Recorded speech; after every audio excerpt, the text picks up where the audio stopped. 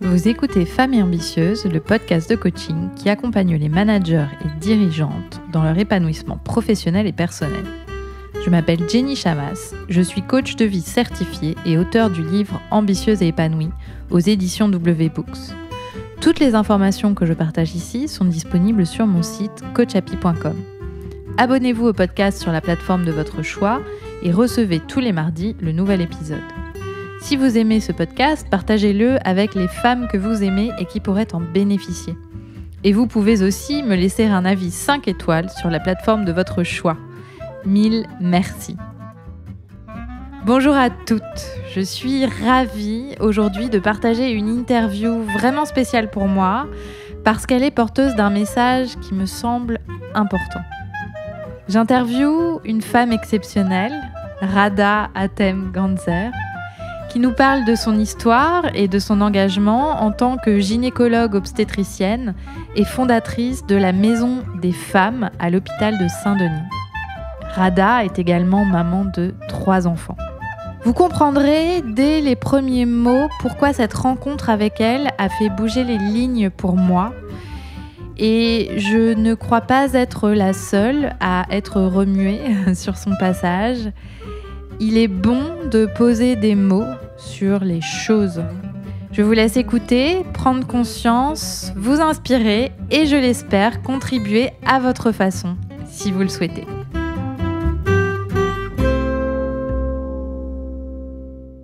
Bonjour Radha. Bonjour Jenny. Je suis vraiment ravie d'être là. Pour moi, c'est un honneur de vous interviewer aujourd'hui. Je suis ravie de vous présenter Radha Atem-Ganzer, c'est ça ? C'est ça. Vous êtes gynécologue obstétricienne à l'hôpital de Saint-Denis. Vous êtes la fondatrice de la Maison des Femmes de Saint-Denis, qui est dans l'enceinte de l'hôpital, qui est une maison qui accueille, je lisais sur le site, toutes les femmes vulnérables et victimes de violences et qui les aide, et vous nous direz de quelle façon. Et vous êtes également maman de 3 enfants, si je ne me trompe pas. Tout à fait. Radha, en fait, je suis très émue de vous interviewer aujourd'hui pour plusieurs raisons. La première, c'est qu'on a quelque chose en commun, vous et moi. C'est que nous avons des racines communes. Mon papa, qui a environ le même âge que vous, a vécu une histoire similaire à la vôtre. Il est libanais et il est arrivé en France pour faire ses études pendant la guerre. Et il n'a jamais quitté la France depuis. Et si j'ai bien compris, il a épousé une Française. Exactement, il a épousé une Française. Notre histoire est parfaitement symétrique. La seconde raison pour laquelle je suis émue aujourd'hui, c'est que la première fois où je vous ai entendu parler, c'était lors d'une conférence organisée par l'association Band of Sisters, de laquelle je fais partie. C'était en janvier 2019, il me semble, janvier. Et en fait, pendant cette conférence où vous présentiez la Maison des Femmes et vous discutiez avec les Brigitte, en fait, j'ai eu le sentiment que plus rien d'autre que ce dont vous parliez à cet instant-là n'importait. C'était pour moi comme un moment de pleine conscience. Ça arrive rarement, où en fait, je n'entendais que ça. Vous avez raconté la Maison des Femmes. Vous avez raconté la nécessité que vous aviez eue à la créer, vous qui êtes témoin, dans votre métier de violences faites aux femmes. Et en fait, je dois dire que je suis partie de cette conférence différente de celle que j'étais en y entrant. Et cette rencontre a eu un double effet dans ma vie. Le premier, c'est de réaliser que moi aussi, j'avais été victime de violences. C'est l'effet MeToo, Jenny. Et que jusqu'à maintenant, en fait, j'avais pas réussi à poser des mots dessus.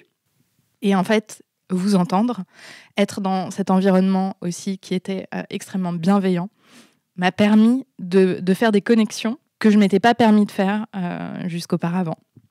Et ça, c'est un travail que j'ai entamé ce jour-là et que j'ai pu faire grâce à vous, grâce à Band of Sisters, parce que sans le savoir, en fait, vous m'avez permis de comprendre ce qui m'était arrivé. Et la seconde chose que ça a changé dans ma vie, c'est que à ce moment-là, en fait, j'étais déjà plutôt engagée pour la cause des femmes, mais en fait, j'ai compris que je voulais faire plus que ça. Et m'engager encore plus d'une façon ou d'une autre pour aider les femmes à à s'émanciper des violences qu'elles subissent et plus largement du patriarcat. Donc, vous le comprenez sans doute, vous interviewer me tenait vraiment à cœur et je suis ravie d'être ici. Alors, pour cette interview, en fait, j'ai envie d'en savoir plus sur vous, sur votre histoire et sur ce qui vous a conduit à cet engagement et à tout ce que vous faites aujourd'hui. Parce que franchement, on peut le dire clairement, vous soulevez des montagnes, vous et votre équipe. Vous avez emmené des gens à construire cette maison des femmes à Saint-Denis. Vous avez remué ciel et terre pour que cette magnifique initiative ne s'arrête pas là. Aujourd'hui, la Maison des Femmes va s'agrandir, si je ne me trompe pas. Et il existe aussi également d'autres projets en France. Et je voulais, avec cette interview, en fait, donner un forum à votre engagement, à la cause des femmes et de leur droit à vivre sans violence. Et parce qu'en fait, il me semble que nous devons être plus nombreuses à répandre le mot, mais aussi à agir. Donc Rada, la première question que je voudrais vous poser, c'est comment étiez-vous quand vous étiez petite ? Quels étaient vos rêves ? Ça remonte à loin. Qu'est-ce que je pourrais vous dire ? J'étais une très bonne élève parce que j'ai très vite compris que ça passait par là, l'émancipation. Mais j'étais aussi une tête de mule. En même temps, j'avais été à bonne école, j'ai 3 frères. Et puis, je suis née au Liban, c'est un pays que votre papa connaît bien. Et c'est un pays où la place des femmes est très paradoxale, c'est-à-dire que les femmes semblent extrêmement libres. C'est la Suisse du Moyen-Orient, c'est tout ce qui était moderne, occidental, arrivé au Liban avant de diffuser ailleurs au Proche-Orient. Nous étions très très fiers de tout ça. Mais en même temps, c'était un leurre. C'était un leurre parce que derrière cette façade, derrière ces femmes rutilantes, si je puis dire, il y avait une vision de la femme, il y a toujours, je pense, une vision de la femme extrêmement archaïque, c'est-à-dire sois belle et tais-toi. Tiens mon ménage, je vais te couvrir de bijoux, parce que c'est comme ça que je te remercie, et je pourrais me promener avec toi comme une jolie parure. Mais surtout, je m'assurais qu'il n'y a rien d'intéressant dans ton cerveau. Et ça, pour moi, c'était absolument insupportable. Et je crois qu'en fait, j'ai vraiment voulu me distinguer par ce côté bon élève, ce côté... j'avais aucun mal, ça m'intéressait. Mais voilà, de travailler, d'avoir un métier, d'être autonome et de pouvoir être légitime. En fait, je crois que notre problème à nous, les femmes, c'est la légitimité. Et donc, je voulais à la fois être légitime professionnellement, quel que soit le métier que j'aurais choisi.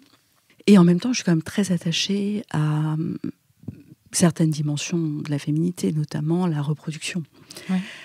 C'est peut-être aussi parce que je suis d'origine arabe, entre guillemets, mais pour moi, il n'y avait pas de vie épanouie sans enfants. C'est comme ça que je voyais les choses. Donc, je devais mener à bien la carrière, la famille...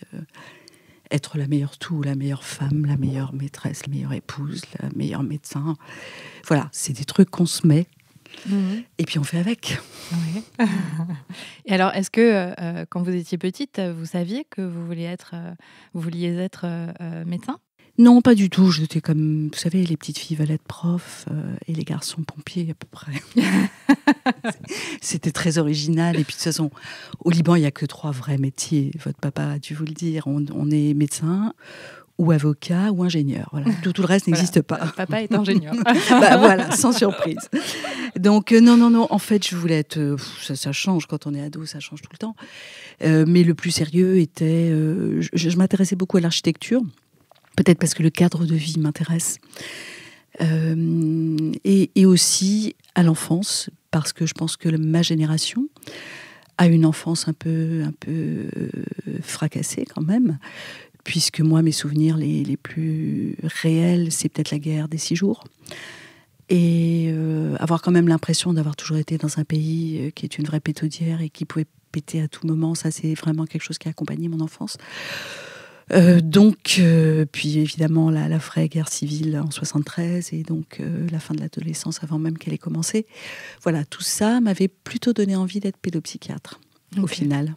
Et alors, de pédopsychiatre à gynécologue obstétricienne Ça commence par médecine, et puis après on fait des stages, on rencontre des expériences, et puis l'expérience de la naissance m'a paru tellement exceptionnelle que je me suis dit que c'était peut-être encore mieux. Alors peut-être cette idée d'intervenir en amont, je ne sais pas, il se passe des trucs dans notre cerveau, on ne maîtrise pas toujours. Mais oui, je me suis dit que la naissance était peut-être ce qui m'intéressait encore plus. Et alors, vous parliez à l'instant du Liban, de la guerre, de cette adolescence finalement terminée avant qu'elle ait vraiment commencé.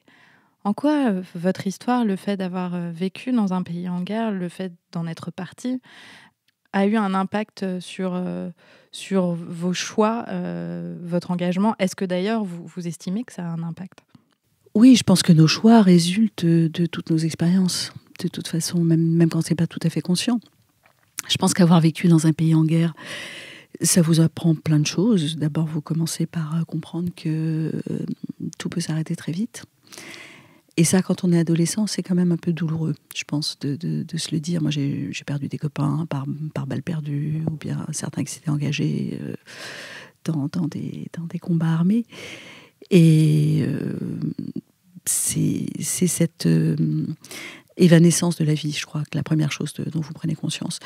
Et puis ensuite, vous prenez conscience que vous êtes là, c'est peut-être un hasard, mais que vous avez certainement quelque chose à y faire et qu'il ne faut pas perdre de temps, parce que ça peut s'arrêter à tout moment. Donc ça peut-être explique aussi un peu mon côté boulimique d'expérience, d'innovation, de rien vouloir louper.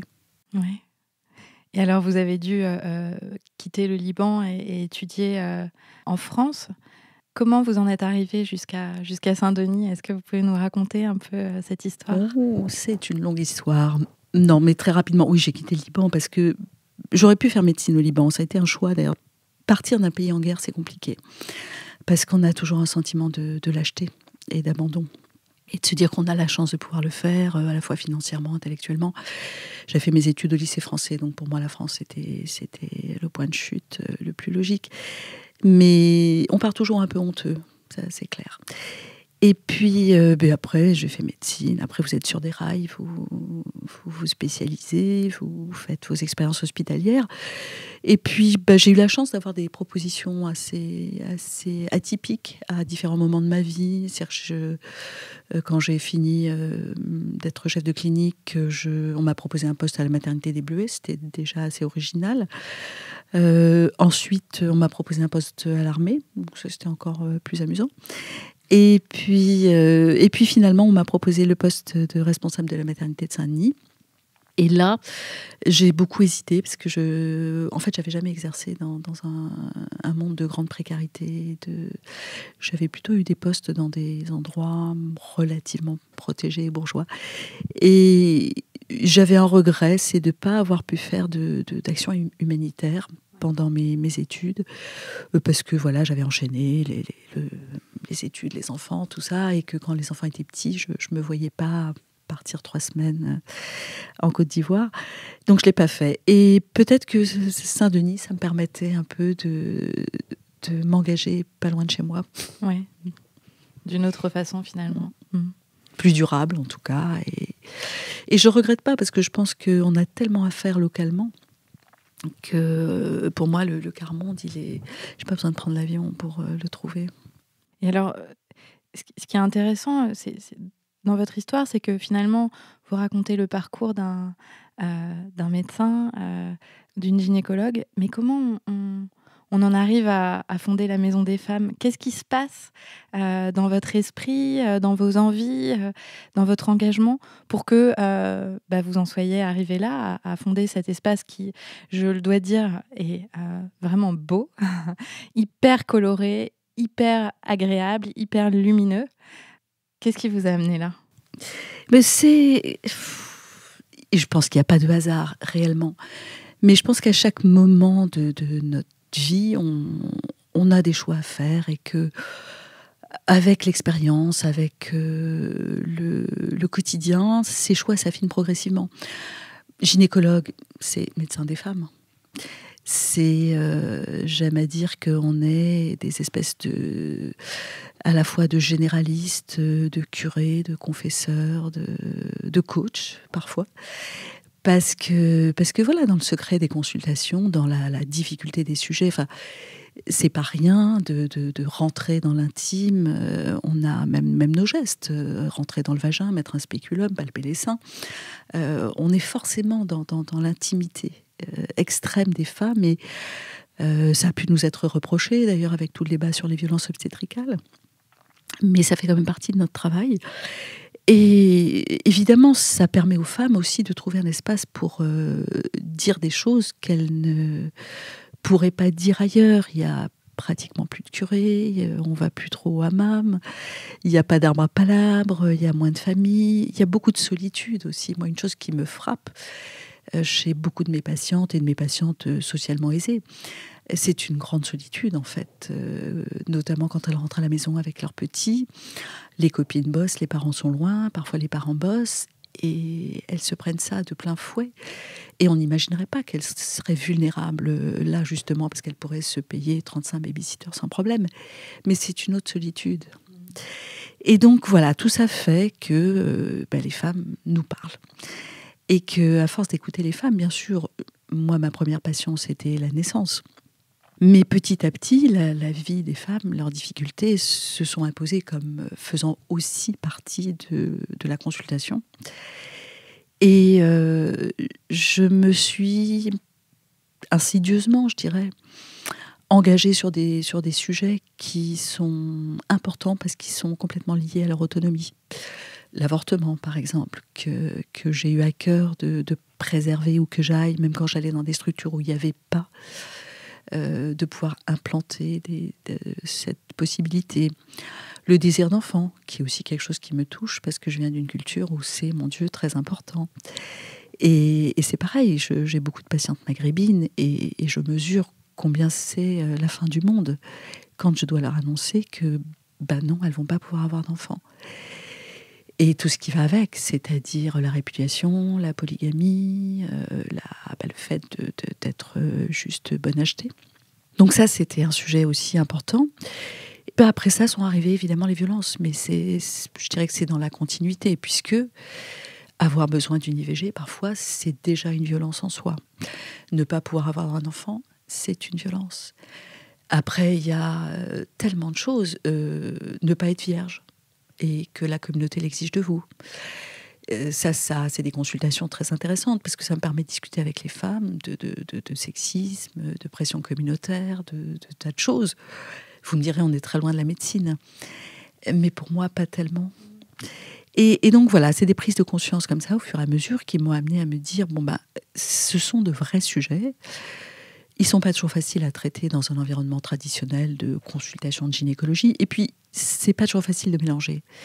La gynéco, c'est un grand fourre-tout. C'est-à-dire qu'il y a aussi bien le cancer du sein que le désir d'enfant, que l'avortement, que les complications de l'allaitement, que les gamins mal formés.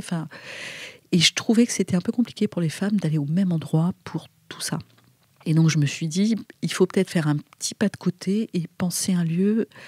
Mais au début, c'était pas très, très clair. Je savais qu'il fallait un lieu, je savais que je voulais qu'on s'occupe de choses un peu moins traditionnelles, et que les femmes aient un espace de parole vraiment très, très libre. Et c'est comme ça, petit à petit, que je suis arrivée à ce besoin d'un lieu. Et pour la petite histoire, l'architecte est libanais. Donc, on reste en famille. La maison est très belle. Mais oui. Et comment vous avez fait? Parce que donc vous disiez, c'est né d'une idée, mais finalement, vous ne saviez pas exactement comment ça allait prendre forme. Et pour vous avoir entendu parler, je savais aussi que vous n'aviez pas de moyens pour faire cette maison des femmes. Comment vous avez trouvé la force d'y aller, de faire, finalement de mener à bien, de créer de zéro? Je vous l'ai dit, je suis têtue comme une mule. Donc quand j'ai une idée, faut vraiment s'accrocher pour m'en faire changer. Donc j'avais cette idée et j'avais l'intuition que c'était une bonne idée. On a comme ça des fois des fulgurances dans sa vie, on se dit ça c'est bien, il faut que je le fasse. Et donc j'étais complètement cramponnée à mon idée, et ça permet de surmonter beaucoup d'obstacles, d'avoir des convictions. Et puis je viens d'un peuple, les Phéniciens, ils sont de grands entrepreneurs, puis qui reculent devant rien. Puis on est les rois du système D. Et puis j'aime beaucoup répéter, parce que ça m'amuse, que pour Libanais, impossible ne fait pas partie du vocabulaire. Je pense que vous entendez votre père, là. Donc, impossible ne faisant pas partie de mon vocabulaire, ça allait être possible. Après, ça m'a pris du temps, des moyens détournés. J'ai dû apprendre à faire des trucs que je ne savais pas faire, c'est-à-dire notamment lever de l'argent ou bien entrer en contact avec des présidents de fondation, des gens... c'était pas mon milieu. Mais petit à petit, j'ai réussi à créer un réseau qui s'est avéré efficace. En fait, il fallait juste trouver le bout de la pelote. Et une fois qu'on a trouvé le bout de la pelote, il faut avoir l'énergie de tirer dessus, parce qu'on ne peut jamais s'arrêter. Tant qu'une structure n'est pas reprise en main par l'État, le problème, c'est qu'on ne peut pas lâcher. Et plus elle grossit, plus les besoins financiers sont importants, plus les salaires comptent dans la balance, et plus il faut trouver des sous. Donc c'est pour ça aussi que je continue. Donc en fait, l'énergie, c'était juste l'envie de concrétiser une idée. Et je pense que c'est ça qui donne de l'énergie. Très inspirant. Alors, est-ce que vous pouvez nous expliquer ce que vous faites à la Maison des Femmes ? C'est quoi la Maison des Femmes ? La Maison des Femmes, c'est un truc tout bête. C'est l'œuf de Colomb, vraiment. C'est-à-dire que on est un lieu de soins, donc on est des soignants. Et c'est important de le dire parce qu'il y a beaucoup de lieux qui accompagnent les femmes. Ce sont des lieux associatifs, ce sont des lieux engagés, ce sont des lieux féministes, ce sont des lieux militants. Nous sommes un peu de tout ça, mais pas que. C'est-à-dire que le fait de dire à une femme... Ici, c'est votre santé qui nous intéresse. Et pour nous, la santé, c'est vraiment la définition de l'OMS. C'est bien-être global, physique, psychique, etc. Ça nous permet de libérer cette femme des réticences qu'elle pourrait avoir à évoquer certains sujets douloureux. Elle comprend que ça nous intéresse, que c'est pas de la curiosité débile, mais qu'on sait que sa santé est affectée par tout ce qu'elle vit et que donc c'est un vrai sujet pour nous. Et donc, la parole est beaucoup plus simple pour elle. Donc, ça, c'est l'entrée en matière. Une fois que les femmes ont pu évoquer ce qu'elles vivaient, nous, notre boulot, c'est d'évaluer l'impact que ça a sur leur santé physique, sur leur santé mentale, et de les orienter. Donc, pour la santé physique, somatique, on va donner des soins, par exemple, s'il y a des coups et blessures, s'il y a besoin d'une IVG parce qu'on est enceinte après un viol, enfin, peu importe. On va faire des certificats aussi, parce que ça, c'est extrêmement important pour la partie police-justice. Et puis, on va les mettre dans les mains de nos psychologues et de nos psychiatres pour la partie santé mentale. Et puis ensuite, on va mettre tout ce qui manque. C'est-à-dire, dans le parcours d'une femme victime de violence, il y a tout un tas d'étapes qui sont toutes compliquées. Et quand la femme doit se débrouiller toute seule pour trouver toutes ces solutions, la plupart du temps, elle baisse les bras parce que c'est vraiment très compliqué. Et plus vous êtes vulnérable, plus vous êtes pauvre, plus vous avez une très mauvaise estime de vous-même, plus vous avez des enfants, et plus ça aggrave votre vulnérabilité, en fait. N'importe quelle femme peut être victime de violence, on peut être PDG, énarque, ça ne vous protège de rien. Mais c'est encore plus compliqué quand vous êtes tout en bas de l'échelle. Bien sûr. Donc notre idée, c'est que en fait, tout est là et la femme se saisit de ce qu'on lui offre. Donc il y a des policiers pour pouvoir porter plainte, il y a des juristes, il y a des avocats, il y a des psychologues et des psychiatres, il y a des gens qui s'occupent du corps aussi, des kinés, des ostéopathes. Il y a un sexologue, parce que c'est une dimension essentielle, il y a une assistante sociale, parce qu'il y a toujours des choses à régler sur le plan social.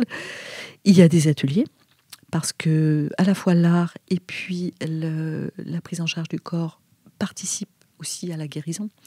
Donc il y a un atelier plus artistique qui s'appelle Estime de soi, autour des photos, du dessin, il y a de la danse, il y a du karaté, il y a du théâtre, et on a un petit atelier alphabétisation et culture générale. Donc en fait les femmes, on leur propose tout ça, elles le font à leur rythme, elles le font quand elles sont prêtes, et on a aussi des groupes de parole extrêmement importants parce que c'est une prise en charge un peu collective, et que les femmes par exemple victimes d'excision ou victimes de viol ou d'inceste, ou de violence conjugale, ont ces 4 différents groupes de parole pour aller à la fois témoigner, mais aussi entendre les autres femmes, et puis entendre les soignants qui animent ces groupes de parole, qui vont justement expliquer qu'en fait, c'est pas la faute de la femme, qu'elle est aux prises avec un agresseur, qu'il y a une stratégie, qu'elle est toujours la même, qu'il y a des ressources qu'il faut mobiliser.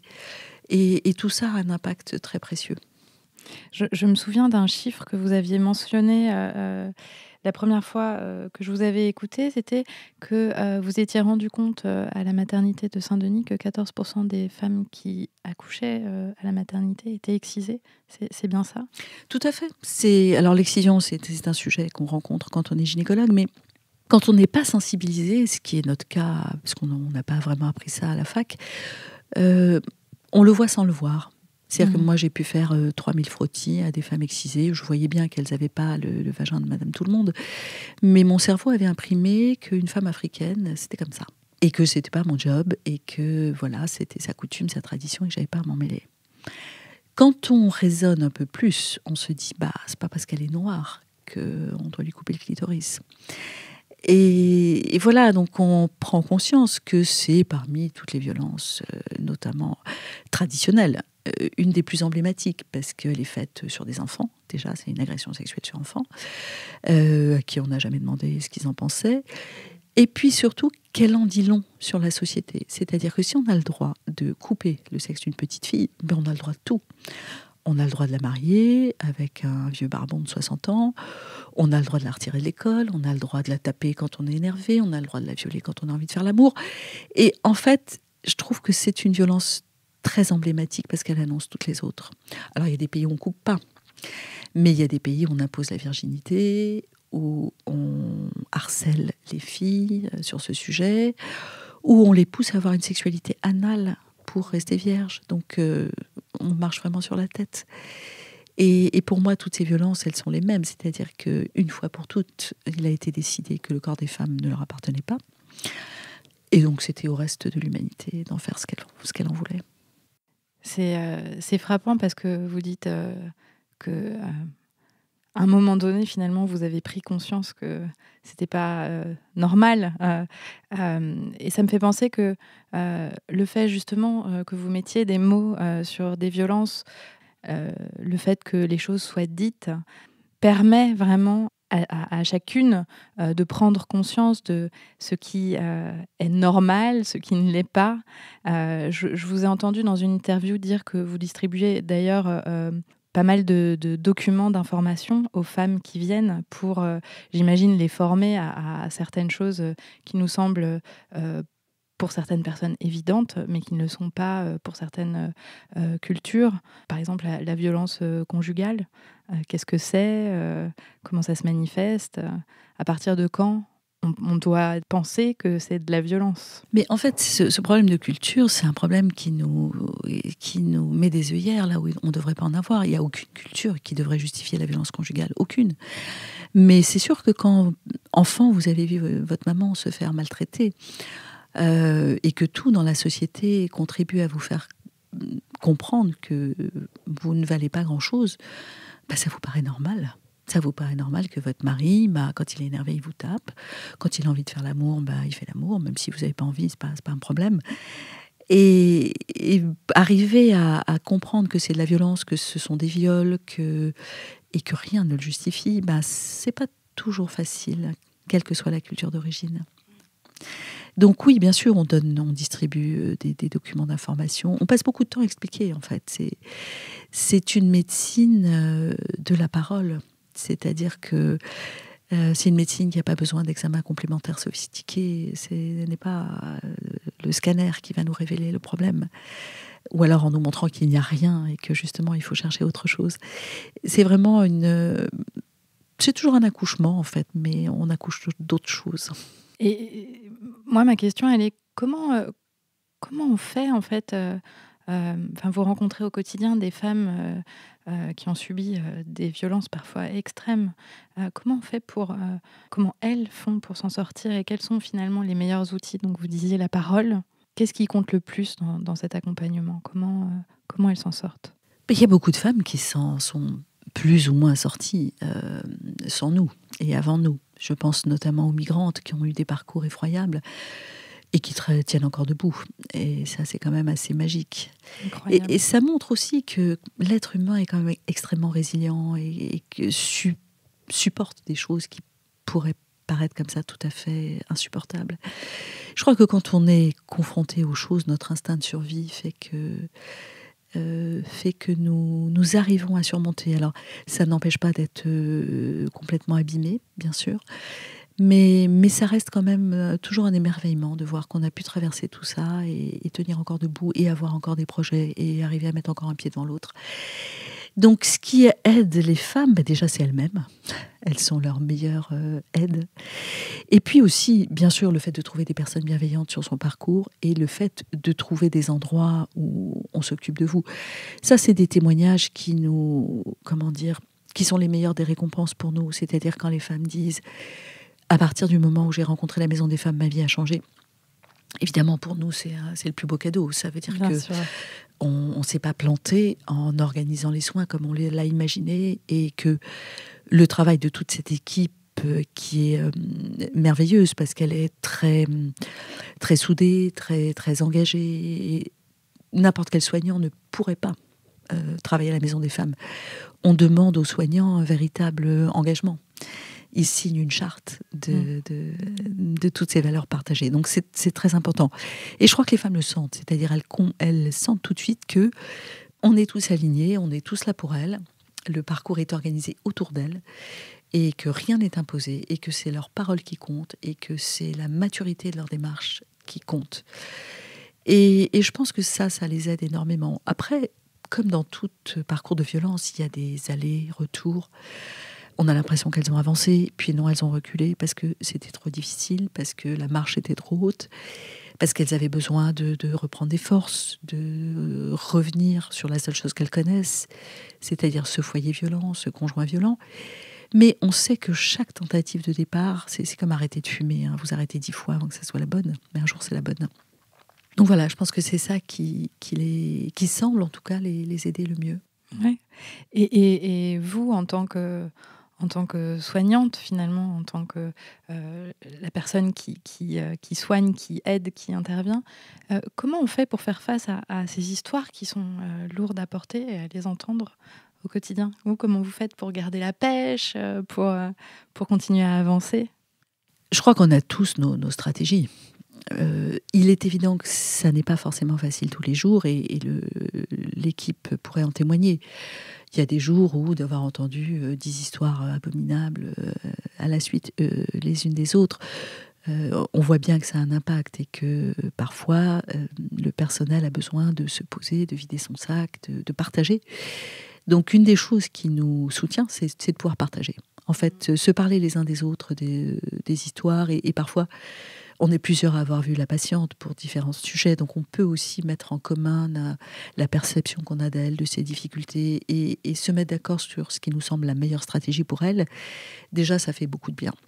Et puis, on est toujours là les uns pour les autres, c'est-à-dire que quand il y en a une qui flanche un peu ou qui va voir les autres, et bon, le cocon est très aidant.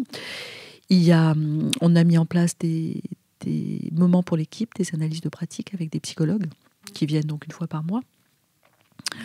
Et ça permet d'aborder soit les sujets qui nous ont fait vraiment du mal, soit les sujets avec lesquels on se sent en échec ou en difficulté. Donc ça nous aide aussi à progresser. Et puis personnellement, je dirais que moi, ce qui m'aide à tenir, c'est que moi, j'ai beaucoup de chance. Et que j'arrive à mettre cette distance qu'on apprend très tôt quand on est médecin, parce que sinon, on s'effondrerait à la première patiente morte d'un cancer qu'on n'a pas pu sauver, au premier gamin qu'on a sorti mort du ventre de sa maman parce qu'on est arrivé trop tard. On est quand même confronté, même dans cette spécialité qui est plutôt très joyeuse, on est confronté à des choses violentes. Et si on n'apprend pas assez tôt à avoir la bonne distance, pas trop près, trop d'empathie, ça n'a jamais aidé personne, pas trop loin, trop de froideur n'est pas efficient non plus. Ce que nous, on appelle la distance thérapeutique, en fait, et qui est chacun la sienne, d'ailleurs, on n'a pas tous la même, mais celle avec laquelle on est à la fois efficace et confortable.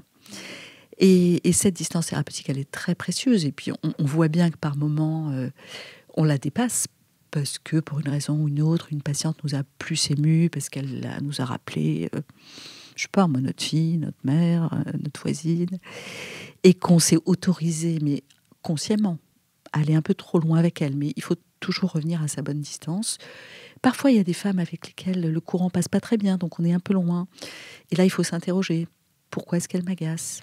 Probablement qu'elle a vécu des choses difficiles, ce qui la rend elle-même agaçante, et que dans le soin, il faut que j'en tienne compte. Et je pense que cette distance, elle permet de tenir. Et puis, quand on a la chance d'avoir une vie sereine par ailleurs, je crois qu'on ne peut pas se plaindre.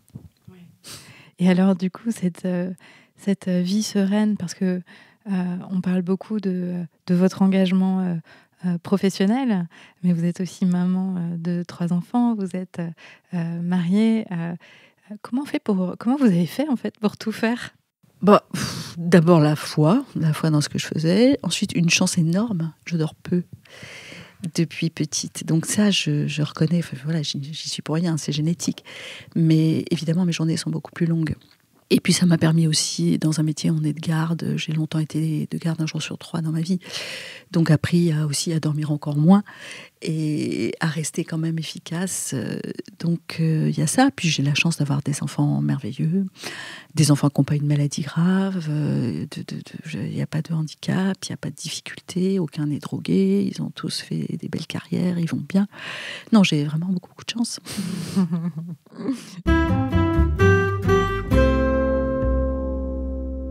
Si on est ici, c'est aussi pour parler de ce dont a besoin la Maison des Femmes pour continuer, pour grandir et puis peut-être se multiplier, pourquoi pas. Est-ce que vous pouvez nous expliquer ce dont a besoin la Maison des Femmes ? La Maison des Femmes, elle a besoin de survivre. Ça, c'est déjà le premier point. Survivre, ça veut dire continuer à offrir les soins qu'elle offre aujourd'hui. Et donc, ça veut dire continuer à payer les soignants qui y travaillent. C'est pas complètement gagné parce que même si l'Agence régionale de santé, qui est donc pour nous le bras armé du ministère de la Santé, nous finance un peu, c'est loin d'être suffisant. Donc, pour cela, nous continuons à lever des fonds régulièrement, ce qui permet de salarier les soignants. Notre deuxième sujet de préoccupation, c'est de nous agrandir parce qu'on a construit avec les moyens du bord, mais on ne pouvait pas faire plus. Aujourd'hui, on a besoin au moins de doubler de surface et on va le faire. Et là, j'ai réussi à lever les fonds pour la construction et on attend les tractopelles. Mais par contre, il va continuer à manquer un peu pour l'aménagement intérieur.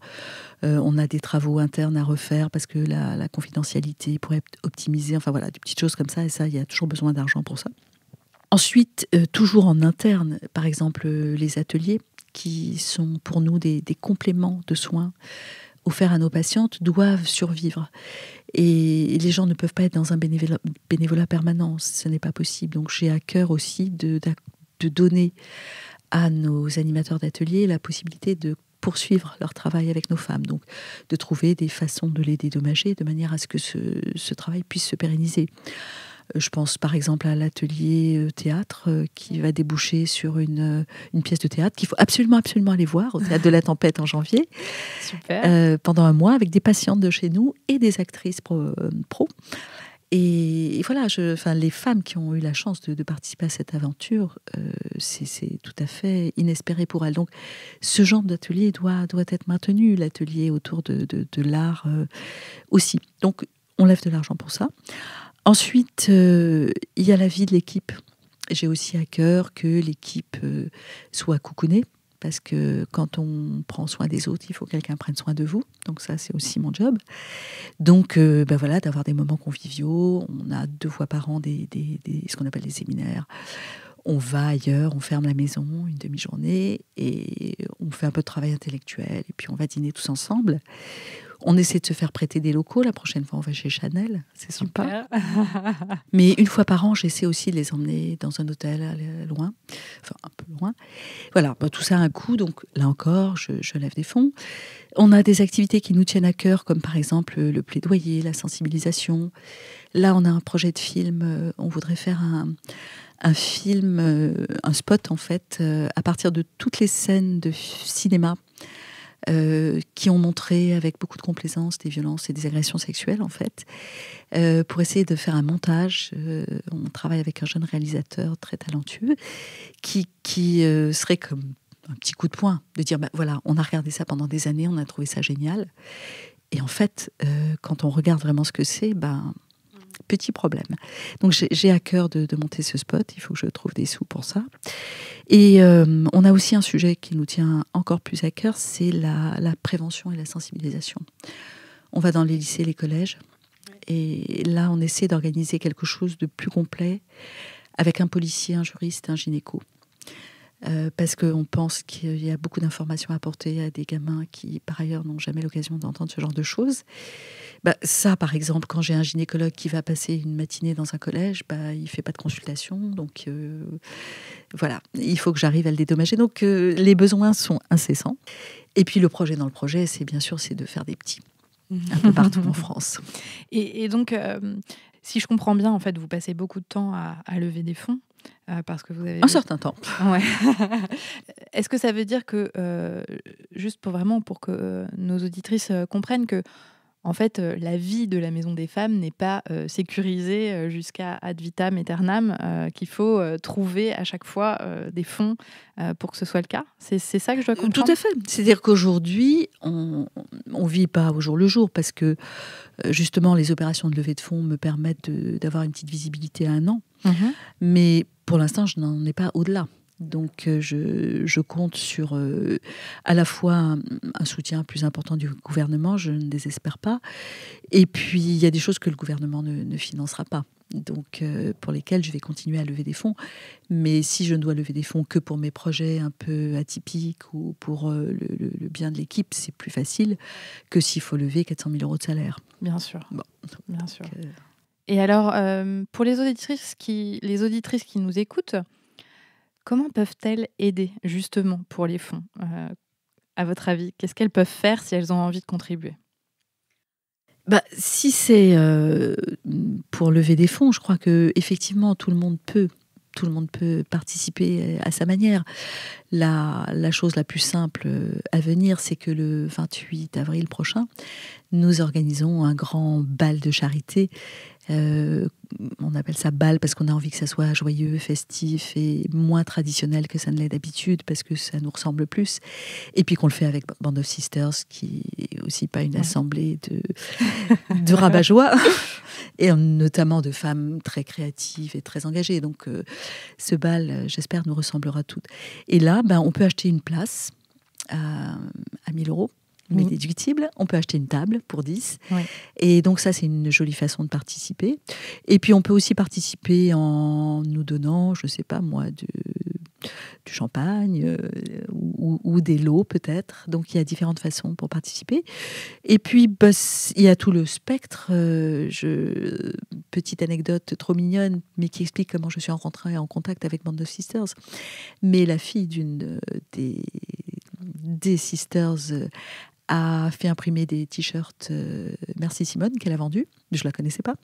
Et elle a cherché une association à laquelle elle pouvait donner le produit de la vente parce qu'en fait, c'était vraiment une action engagée qu'elle voulait faire. Et c'est comme ça qu'on s'est rencontrés. C'est super. C'est une belle histoire. Hein. Ouais, voilà. Génial. Donc la petite Adèle, en fait, au-delà du chèque qu'elle m'a remis, elle m'a permis de démarrer une très très belle aventure avec Band of Sisters qui... pleine d'imprévus et de beaux projets. C'est fabuleux. Je peux déjà dire que Coach Happy, mon entreprise, sera là le 28 avril et j'encourage toutes mes auditrices à faire de même. J'achèterai plusieurs places pour participer. Et je crois que quelque chose que vous n'avez pas mentionné, mais qui peut aussi être une façon de participer, si je ne me trompe pas, vous êtes en partie financé par des fondations d'entreprises et peut-être certaines d'entre vous qui nous écoutent font partie de ces fondations ou connaissent les personnes qui dirigent ces fondations. N'hésitez pas à parler de la Maison des Femmes, à solliciter ces fondations. Les fonds seraient, vous l'avez entendu, extrêmement bien utilisés. Ça, c'est promis. Alors, évidemment, je mettrai tous les liens dont vous avez besoin pour pouvoir contribuer de la façon que vous le souhaitez.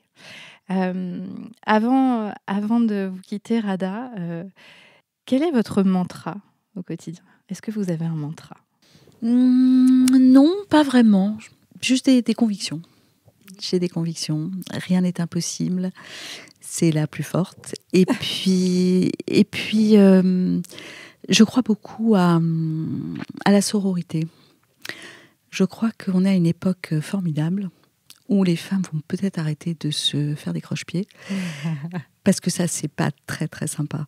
Et que je pense qu'on a compris qu'on avait quelque chose à faire ensemble et qui n'était pas du tout agressif, qui n'était pas du tout de l'ordre ni du rejet ni de l'exclusion, mais qui était de construire et peut-être d'ouvrir une porte. Voilà. Je souris parce que mon mantra à moi, c'est « tout est possible ». Vous seriez pas un peu libanaise ? Radha, dans 10 ans, la Maison des Femmes, quelle est votre vision ? C'est quoi votre rêve, votre idéal ? Ah, mais mon rêve, ça serait une Maison des Femmes entièrement financée par l'État, parce que l'État aura compris que c'est une véritable médecine, que c'est un véritable soin et pas une fantaisie, comme j'ai pu l'entendre au début, que c'est une médecine de prévention aussi, parce que prendre ces problèmes assez tôt et complètement en charge, ça évite des dégradations de la santé des femmes, ça évite, on n'en a pas parlé, mais c'est un sujet sous-jacent en permanence, les enfants qui vivent ces choses-là, les enfants qui sont élevés dans la violence, les enfants qui ont 2 modèles, agresseurs ou victimes. C'est des enfants qui vont mal, c'est des enfants qu'on met d'emblée dans des conditions inacceptables. Et bien que je ne sois pas pédiatre, ce que je déplore, si j'avais un peu de courage, je ferais pédopsychiatre. Maintenant, j'ai plus le temps. Mais je pense qu'il y a absolument un énorme sujet dont on n'a pas vraiment conscience. Et ce qui m'énerve, c'est que ça reste un sujet de la puériculture, les femmes. Au lieu de dire, mais c'est un sujet de société, c'est un sujet d'humanité. Je ne pense pas qu'un homme ait envie que son enfant vive, je ne sais pas moi, des agressions sexuelles, subissent de l'inceste, ne voient que de la violence. On voit bien déjà les enfants qui vivent la guerre. Qu'est-ce que ça peut donner ? Donc je crois qu'il faut ouvrir les yeux sur ce continent absolument délaissé, qui est l'enfance qui vit dans la violence, la précarité, la vulnérabilité, la rue. Et que ça, c'est une responsabilité vraiment, vraiment collective. Donc, dans un avenir pas trop lointain, la Maison des Femmes pourrait prendre en charge ces femmes et accompagner les enfants vers une prise en charge, je le souhaite. La vie serait facile, tout serait réglé, le personnel serait heureux, et puis il y en aurait un peu partout. Mais dans 50 ans, peut-être il n'y en aurait plus parce qu'il n'y en aurait plus besoin. Merveilleux. C'est ce qu'on souhaite de tout cœur à la Maison des Femmes. Merci Radha, infiniment. Merci Jenny de ce coup de projecteur. Au revoir. À bientôt. J'espère que l'épisode vous a plu autant que j'ai pris plaisir à l'enregistrer pour vous. Si cette discussion vous a intéressé, vous a remué, vous a donné envie d'agir, vous aussi, ne vous arrêtez pas là. La première chose que vous pouvez faire et qui est extrêmement simple, c'est de partager cet épisode de podcast avec toutes les personnes, tous les hommes, toutes les femmes que vous connaissez pour faire connaître Radha, la Maison des Femmes et plus généralement faire savoir aux gens la violence qui existe encore aujourd'hui dans notre pays et qui passe parfois malheureusement inaperçue. Et puis, vous l'avez entendu, la Maison des Femmes a besoin de fonds pour continuer à fonctionner, continuer à aider toutes ces femmes. Alors, vous pouvez, si vous le souhaitez, participer de façon individuelle, en tant que particulier ou entreprise, directement sur le site de la Maison des Femmes, la Maison des Femmes au pluriel toutattaché.fr. Et puis, si vous avez envie de participer au bal dont nous a parlé Radha, qui a lieu le 28 avril et que la Maison des Femmes organise pour lever des fonds, vous pouvez aussi vous manifester sur le site internet de la Maison des Femmes. Vous pouvez acheter une place, plusieurs, une table, plusieurs. Il y a 60 tables de 10 personnes à remplir. Alors, faites passer le mot. Et vous pouvez faire passer le mot justement à des dirigeants d'entreprise, des fondations susceptibles de financer ces dons. Ce sera l'occasion d'exercer votre pouvoir de persuasion, votre engagement et votre conviction. Ce sera aussi l'occasion d'oser. Et sachez qu'un bon argument est toujours que c'est fiscalement très avantageux. Je vous remercie du fond du cœur pour votre écoute de cet épisode et je vous dis à la semaine prochaine pour un nouvel épisode.